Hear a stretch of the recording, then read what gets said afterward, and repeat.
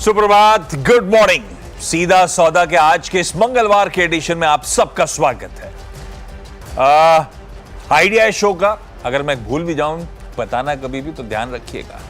सिर्फ अपन लोग मिलके होमवर्क कर रहे हैं। कौन से स्टॉक्स आज रडार पे रखे जा सकते हैं, क्यों रखे जा सकते हैं, उसकी चर्चा कर रहे हैं। कोई ट्रेड और इन्वेस्टमेंट का आइडिया नहीं है, वो आपका फाइनेंशियल एडवाइजर, वो आपका ब्रोकर बहुत बेहतर प्लेस्ड है आपको गाइड करने के लिए। खैर, कल अच्छी शुरुआत हुई है हफ्ते की और आज एक फ्लैट ओपनिंग की तरफ शायद हम बढ़ रहे हैं। यानी कि कल 0.5% ऊपर बंद हुए थे 24,450 60 के जोन्स पे। उन्हीं जोन्स के आसपास शायद हम लोग आज के सेशन की शुरुआत कर रहे होंगे। वीरो, गुड मॉर्निंग। मूड कैसा और स्टॉक कौन से? गुड मॉर्निंग आशीष। देखिए, मूड आशीष वही है, रेंज बाउंड। और बट एक बात है, इंडेक्स भले इस रेंज में रहे, मैं अभी तक कोई नेगेटिव थॉट्स लेके नहीं आया हूँ बहुत ज़्यादा। टिल द टाइम हम 24,200-300 की ट्रैजेक्टरी के नीचे कोलैप्स नहीं हो रहा है। लोकेट मैंने स्ट्रेंथ को ही किया है। अब देखिए, थोड़ा सा कल दूसरे फ्लेवर के stocks, FMCG, auto, new age stocks ने कर अपना कमाल दिखाया। कल बैंक्स बैकफुट पे थे, बट पार्शली, सब नहीं। आईटी चला चल के बैकफुट पे आया। तो स्टॉक स्पेसिफिक बाजार ठीक है, मैं स्ट्रेंथ पे फोकस करूंगा। टिल द टाइम हम 24,200-300 के ऊपर हैं, बट टफ जोन है 24,500 और 600। मैंने स्टॉक्स कहाँ से पिक किए हैं? एमएनएम आशीष शुरुआत करूंगा, और बहुत स्ट्रॉन्ग स्ट्रक्चर। कल नंबर्स अच्छे, मैनेजमेंट का FY26 को लेकर आउटलुक बहुत स्ट्रॉन्ग। मेरा पहला, अगर आप देखें, कंस्ट्रक्टिव अप्रोच रहेगा एमएनएम पे। ये कल ऑटो स्पेस का सेकंड टॉप परफॉर्मर था in terms of OI, in terms of put writing, in terms of calls में जो कवरिंग थी उसको देखते हुए। टेक्निकली साउंड 3,037 पे क्लोज हुआ, और ये अपने प्रीवियस हाइस को रिविजिट करे, इस बात के बहुत स्ट्रॉन्ग चांसेस हैं। बट याद रखिएगा, अगर प्रीवियस हाई को क्रॉस कर गया तो एक typical bullish flag longer time charts पे विजिबल होगा। इसने एक बहुत लंबा सफर तय किया है 100 वेमा से आते आते 3,021 के जोन में। आशीष, नंबर्स आपने भी पढ़े होंगे, सारी पॉकेट्स में स्ट्रेंथ थी इसकी। मेरा पहला पिक रहेगा एमएनएम। दूसरा है एमजीएल। एक समय बाद, एक बड़े लंबे समय अंतराल के बाद इसने 200 डे एवरेज के ऊपर क्लोज दिया है, और प्रिसाइसली अक्टूबर 2024 के ऊपर अच्छी शॉर्ट कवरिंग थी। ऑयल एंड गैस बास्केट में कल बहुत स्ट्रेंथ थी, चाहे वो रिलायंस हो, चाहे वो बीपीसीएल हो, चाहे वो आईओसी हो, चाहे एमजीएल हो, स्ट्रेंथ दिखा रहे थे। मेरे ख्याल से अब याद रखिएगा 1393, 90 इस जोन के ऊपर स्ट्रेंथ रहेगा, तो स्ट्रेंथ परसिस्ट करेगी। और अब 1410 के ऊपर ट्रेवल करना शुरू किया तो इसमें करीब करीब 1460 से 70 का जोन खुला हुआ है आशीष। तो पहली दो scrips, oil gas, auto, MNM, और आशीष एमजीएल। अरे वाह। तो महिंद्रा एंड महिंद्रा के साथ क्यों ना टाटा मोटर्स भी रडार पे रखा जाए। हालांकि महिंद्रा एंड महिंद्रा का गजब का परफॉर्मेंस है, इसमें तो कोई शक्ल के नंबर्स बहुत स्ट्रांग थे। टाटा मोटर्स इसीलिए क्योंकि बीटिंग। अच्छा आशीष, एक बात बताइएगा, हाँ, ये इनकी ईवी मुंबई में दिखाई देती है? पहले नहीं दिखी थी। आपने आज पूछा है, कुछ दिन पहले और कुछ दिनों से मुझे बहुत ज्यादा दिखने लगी है। हाँ, दिखने लगी है। मैं भी कल देख रहा, मैं ये बात आभास कर रहा हूँ कि वो ईवी बिक रही है, इनकी ईवी सड़क पे नजर आ रही है। पर मेरे को तो आज भी वो डीजल इंजन का जो मजे है ना महिंद्रा के, वो ईवी देखने में ठीक थी। पता नहीं, आई वुड नहीं, कुछ नहीं बोलूंगा मैं, लेकिन हाँ, महिंद्रा ने इवॉल्व गजब करा है। आप और हम दोनों महिंद्रा की गाड़ियां चलाते हैं, और मैंने महिंद्रा की गाड़ी से सीखी है गाड़ी चलाना। उस टाइम पे जीप आती थी, और तब से लेकर अब महिंद्रा क्या ब्यूटीफुली ट्रांसफॉर्म, मतलब वो तो ये गजब हो गया है। दिखता है आंकड़ों में, दिखता है रोड पे, दिखता है इनका डोमिनेंस। इवन हमारी सोसाइटी की पार्किंग में डोमिनेंस दिखता है इनकी गाड़ियों का। तो उससे आप आवाज कर सकते हो कैसे मार्केट शेयर गेन हो रहा है। खैर, टाटा मोटर्स भी रडार पर रख लीजिए। बीटन डाउन, लोअर लेवल से थोड़ा बहुत एक्यूमुलेशन होता हुआ। कल मैं खबर बता रहा था आपको कि इसने वो जेएलआर की सेल्स यूएस में रिज्यूम कर दी, शिपमेंट्स भेजना शुरू कर दिया। वो अपडेट आया था, है ना। आज इसलिए रडार पे रख लेते हैं, बहाना मिल गया है, लोअर लेवल से रिकवर हो ही रहा है। ऑटो थोड़ा सा आउट परफॉर्म कर रहे हैं, कल भी कर रहे थे। कल महिंद्रा एंड महिंद्रा के कारण कर रहे थे, 3-3.25% एमएनएम चढ़ा हुआ था। टाटा मोटर्स की आज ऑल इंपॉर्टेंट वो वोटिंग है, शेयर होल्डर्स वोट करने जा रहे हैं। ध्यान रखिए, ये कंपनी अपने धंधे को 2 डिस्टिंक्ट लिस्टेड एंटिटीज में विभाजित करने का सोच रही है। इसमें कमर्शियल व्हीकल्स का धंधा होगा, दूसरा पीवीज का, पैसेंजर व्हीकल्स का। फिलहाल के लिए तो पैसेंजर व्हीकल्स में ईवी भी होगा और जेएलआर भी होगा। तो अभी तो 2 पर देखते हैं कैसे बाकी बिजनेस इवॉल्व होते हैं, लेकिन वैल्यू अनलॉकिंग का प्रपोजिशन, उस पर ये वोट होता हुआ धीरे धीरे हम उस तरफ बढ़ रहे हैं। इन ग्रीन रखते हैं टाटा मोटर्स को, इन ग्रीन रखता हूं जेएनके बैंक यानी कि जम्मू एंड कश्मीर बैंक को। कल जो नतीजे आए थे भाई साहब, काफी टोटली मुझे तो अच्छे लग रहे थे। क्यों अच्छे लग रहे थे ये बताता हूं। एनआईआई साल दर साल 13% बढ़ा, कारोबारी मुनाफा ऑपरेटिंग प्रॉफिट 29% का जम, एनआईएम्स 3.92% पे, प्रोविजन कवरेज रेशियो 90% से ज्यादा, gross NPS 71 basis points cool off हुए, 4.08 से 3.37% पे आए, 71 बेसिस पॉइंट सीक्वेंशली रिड्यूस हुए। Year on year deposit 10.25%, advances 11% बढ़ा। क्यू ऑन क्यू भी डिपॉजिट 5.5% और एडवांसेस 9% बढ़ा क्यू ऑन क्यू। और रिटर्न ऑन एसेट 1.44 पे Q4 का, कासा 47% पे। सारे इंटरनल्स अच्छे ही लग रहे हैं जेएनके बैंक के। अब वो स्टॉक बिहेव कैसे करेगा, एनीबॉडीज गेस। नंबर्स का आकलन अच्छा लग रहा था इसीलिए ग्रीन करा। तो कोई टाटा मोटर्स, कोई जेएनके बैंक, अलग अलग रीजंस के चलते वीरू ग्रीन है। ओके अच्छा आशीष, मैंने इसके बाद एक ऐसी पॉकेट पे फोकस किया है जो थोड़ा सा सिक्योर्ड है और अच्छा कर भी रही है। That's I think health care space है, मैक्स हेल्थ केयर। जरा प्लीज़ एक बार चार्ट लिख के आइएगा। स्ट्रक्चर अच्छा है, स्ट्रॉन्ग स्ट्रक्चर है, और इसका जरा प्लीज़ एक बार लिख के आइएगा आप चार्ट मैक्स हेल्थ केयर का। कल एक स्ट्रॉन्ग ट्रेजेक्टरी में जाके क्लोज हुआ। लुक एट ओआई रेशन, लगभग 1% ऊपर, तो अच्छा बिल्डअप था यहाँ पर। चार्टिकली क्या है, चार्टिकली अपने आप को सारे एवरेजेस के ऊपर कंसोलिडेट कर रहा है। एक लाइन खींचेगा चार्ट पे, और 8 जनवरी एंड प्रिसाइसली CY25 इसकी एक स्लोपिंग डाउनवर्ड चैनल है, वो बाइसेक्ट होगी 1140 के ऊपर। तो उस चीज़ पर नजर रखिएगा। 1140 के ऊपर वो चैनल का ब्रेकआउट होगा, 1140 पे एक फ्लैग का ब्रेकआउट भी होगा। तो मैक्स हेल्थ केयर की प्लेसमेंट स्ट्रांग लग रही है। अच्छा, इसके बाद क्या है, और वो है नायका। प्लीज़ रीड कीजिएगा नायका को। नायका ने पूरे अप्रैल में डोमिनेट किया, बट इसमें कोई दो राय नहीं है कि मोमेंटम अभी भी है। और मोमेंटम, जब मैं शब्द का इस्तेमाल कर रहा हूँ तो मोमेंटम परसिस्ट करेगा टिल द टाइम ये 190 की ट्रैजेक्टरी को होल्ड कर रहा है। क्यों? क्योंकि वहाँ पे टेंडिमा लाइन है। क्यों? क्योंकि पूरे के पूरे 15 अप्रैल से लेकर अब तक इसने टेंडिमा को होल्ड किया है। वो एक स्ट्रेंथ का बैरोमीटर है। बट इसमें कोई राय नहीं कि 198-200 एक सप्लाई पॉइंट है, एक ऐसा पॉइंट है जहाँ से कोलैप्स आ रहा है। बट अगर उसको पार करता है तो 210-212 की विंडो खुली हुई है। तो अगले 2 स्टॉक्स नायका और मैक्स हेल्थकेयर। आशीष, वीरू अगले 2 में एक आज सुबह का डेवलपमेंट है। ये अखबार उठाऊं, वो अखबार उठाऊं, तो न्यूज़ रिपोर्ट्स हैं, ध्यान रखिएगा। अपने पास कंफर्मेशन नहीं है, ऐसी खबरें आती थी, लेकिन इस बार लग रहा है काफ़ी एग्रेसिवली हो रहा है और काफ़ी शायद हम थ्रेशोल्ड की तरफ पहुंच रहे हैं। मैं येस बैंक की बात कर रहा हूँ। वो जो मच टॉक्ड अबाउट M&A, वो शायद अब कॉन्क्रिटाइज होने की तैयारी कर रहा है।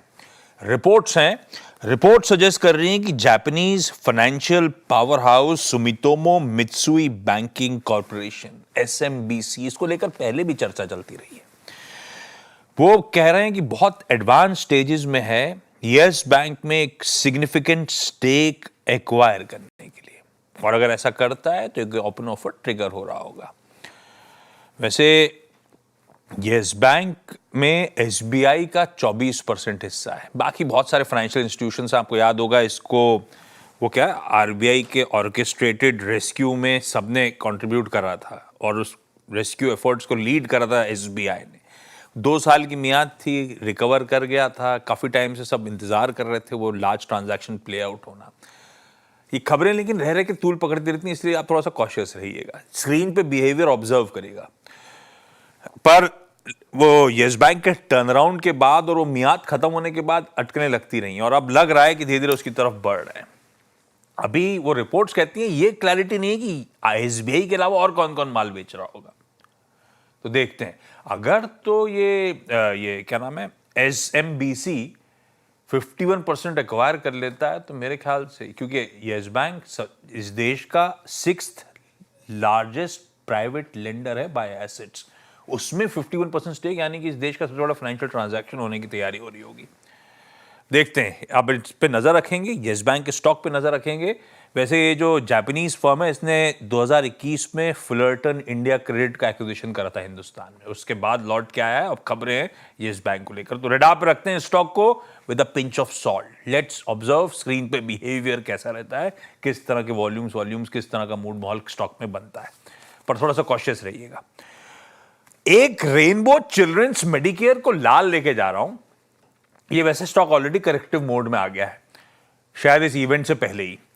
आईपीओ का लॉक इन आज खत्म होने जा रहा है और लॉक इन खुल रहा है 2 करोड़ शेयरों का। 2 करोड़ शेयर मतलब इस कंपनी की कुल आउटस्टैंडिंग इक्विटी का 20% आज ट्रेड के लिए अवेलेबल होगा। इसका ये बिल्कुल मतलब नहीं कि इनमें से ये सब बिकने आ जाएगा, पर एक ऑप्शन खुल गया है। जो लॉक इन में फंसे हुए थे या लॉक इन से बाहर इंतजार कर रहे थे, वो स्टॉक्स ट्रेड के लिए अवेलेबल है, तो एक ओवरहैंग जरूर बन जाता है, इसीलिए लाल लेके चल रहा हूं। वो 4 हो गए, 2 और एक्स्ट्रा हो गए। अच्छा, मतलब आपकी 6 पूरे हो गए क्या?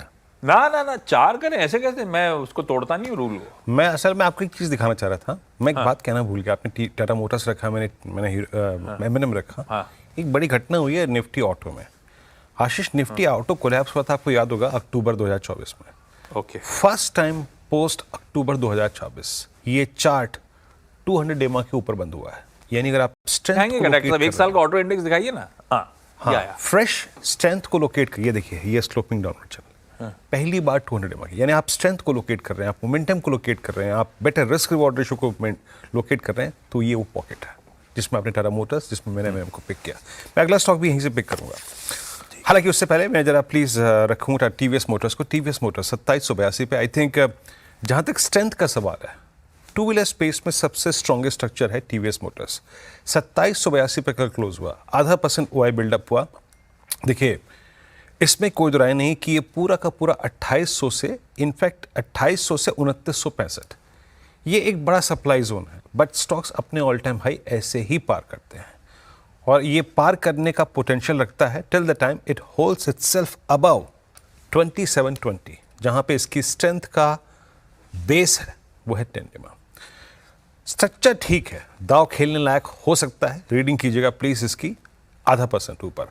और परसिस्टेंट मेरी टीम में ये पिछले कई दिनों से है, मैं इसको पोजिशनली एक बेहतरीन प्लेसमेंट मान के चल रहा हूँ।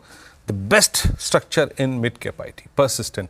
yesterday closed above all moving averages, short holders back foot पे हैं, तो persistent की प्लेसमेंट अच्छी लगती हुई। आशीष, इंडियन होटल्स अब चढ़ा हुआ स्टॉक तो है, नियर हाइज ही कामकाज कर रहा है, लेकिन भाई साहब वो मोमेंटम रुक नहीं रहा है होटल्स का। आय 27%, EBITDA 30% बढ़ा, तो मतलब मार्जिन्स एक्सपैंड करे भाई साहब। मार्जिन्स 80 बेसिस पॉइंट्स और बढ़ गए, 35.3% पे आए, और रूम दरें बढ़ती बड़ी रूम दर भी देते जाइए आप, ऐसे ही बढ़ता रहेगा मामला।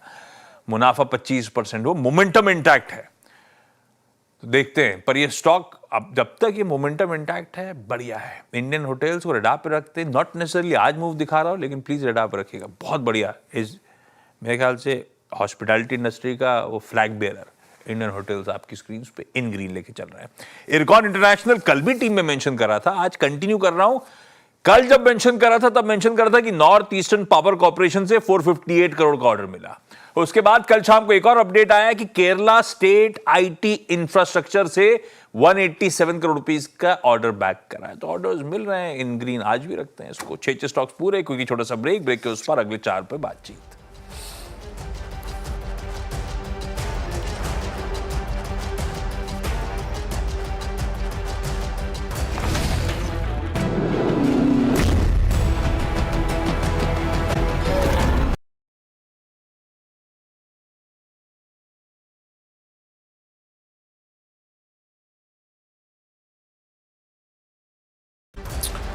स्वागत है कार्यक्रम में आपका एक बार फिर से। अगला स्टॉक मेरा है वो है CSC। पावर स्पेस में जिस स्टॉक ने पिछले 3 महीने में सबसे स्ट्रॉन्गेस्ट पुल बैक दिया, डिसाइसिव और डायरेक्शनली बहुत स्ट्रॉन्ग रहा, वो था CSC। इसका क्लोज पिछले हफ्ते ही आ चुका था 200 EMA के ऊपर, और जैसा कि जिस कसौटी पे कल मैंने BPCL और IOC को पिक किया था, उसी कसौटी पे वीकली चार्ट कल का बहुत स्ट्रॉन्ग था जब कमेंस हुआ था नया हफ्ता, और उस पे इसने जाके स्ट्राइक किया। क्या इसने जनवरी 10 वाले हफ्ते के लोस को वायलेट कर दिया, यानी सिंपली ये अपने सबसे स्ट्रॉन्ग जोन में कल एंटर कर चुका है। CSC का OI एडिशन देखिए 0.5%, 4.5% ऊपर। अब याद रखिएगा, ये जब तक अपने आप को 160 के ऊपर मेंटेन कर रहा है, स्ट्रेंथ रहेगी। अगला रेजिस्टेंस इसका आता है करीब करीब 171 से 172 की जोन में। CSC और HDFC AMC मेरे ख्याल से इस अर्निंग सीजन का पहला वो स्टॉक जिसने अपने स्ट्रॉन्ग नंबर्स पर सबसे स्ट्रॉन्ग रिएक्शन दिया था।